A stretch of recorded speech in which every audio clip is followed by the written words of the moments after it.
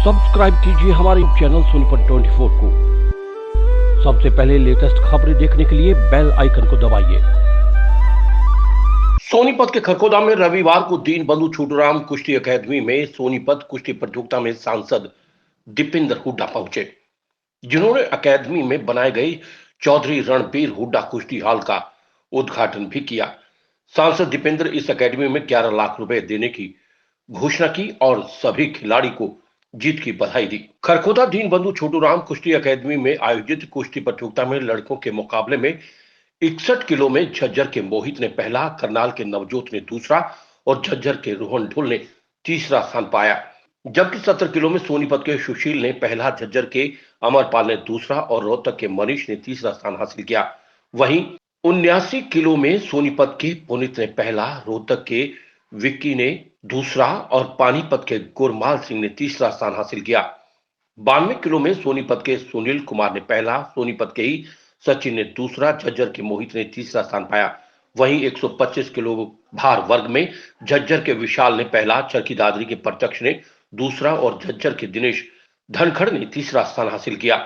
वहीं लड़कियों के मुकाबले में 50 किलो में जींद की मीनाक्षी ने सोनीपत की हन्नी कुमारी को मात दी। हिसार की कीमत ने तीसरा स्थान पाया, जबकि 55 किलो में हिसार की अंशु ने रोहतक की सीतों को हराया। रोहतक की निकिता ने तीसरा स्थान पाया। 59 किलो में सोनीपत की अंजलि ने पहला, भिवानी की पुष्पा ने दूसरा और करनाल की संजू देवी ने तीसरा स्थान पाया। वहीं 65 किलो में पानीपत की पूजा ने पहला, रोहतक की आरती ने दूसरा, भिवानी की भतेरी ने तीसरा स्थान पाया। 72 किलो में रोहतक की रीतिका पहले, फतेहाबाद की आरजू दूसरे और हिसार की पूजा तीसरे स्थान पर रही। सोनीपत 24 के लिए सोमपाल सैनी की रिपोर्ट। सरकार को जिद के रास्ते पे नहीं चलना चाहिए। जब पिछले कई दिनों से किसान ये कह रहे थे कि भाई ये कार्यक्रम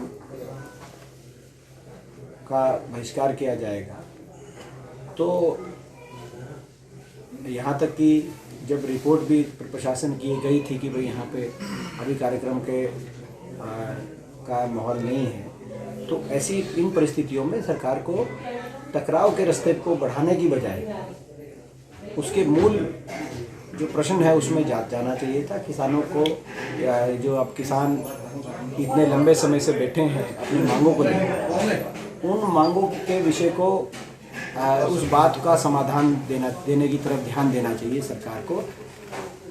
अपनी जिद और टकराव का रास्ता मैं समझता हूँ अभी किसानों के साथ ये रास्ता ठीक नहीं है। आपने देखा कितने लंबे समय से हजारों लाखों की तादाद में पूरे देश का किसान अलग अलग जगह धरने स्थल पे अपनी मांगों को लेके, इन 3 जिलों की वापसी की मांग को लेके बैठा है। और ये केवल हरियाणा या पंजाब का ही किसान नहीं,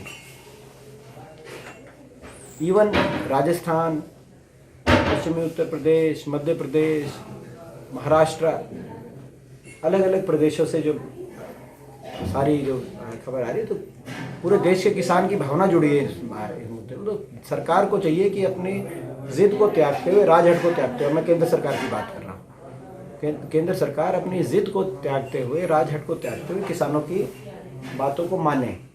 अपनी प्रजा की बात मानने से कोई शासक या कोई सरकार छोटी नहीं होती।